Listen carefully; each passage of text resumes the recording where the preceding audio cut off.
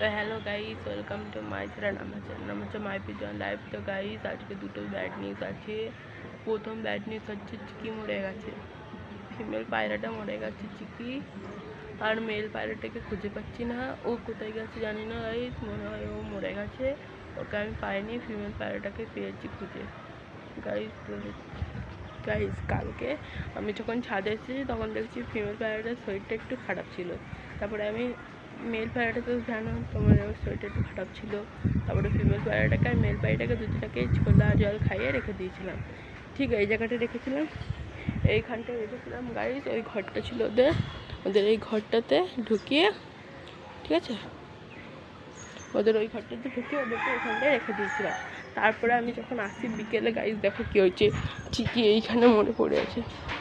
চিকি এইখানে মরে পড়ে আছে গাইস। চিকি কি সুন্দর ছিল।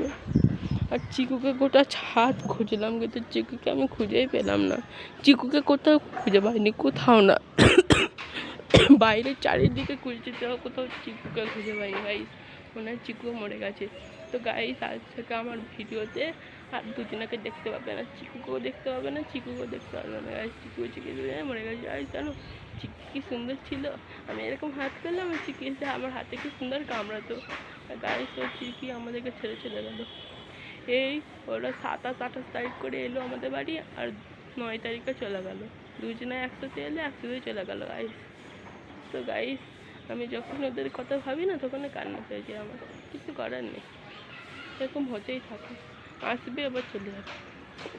তো গাইস, আমাদের বাগান আছে আমাদের বাড়ি পেছনে, ওখানে ওকে পুঁতে দিচ্ছি চিকিকে ওখানে পুঁতে দিচ্ছে। আর চিকুকে তো গাইস খুঁজে পাইনি, জানি না চিকুর কী হয়েছে, কিন্তু চিকিকে পুঁতে দিয়েছি।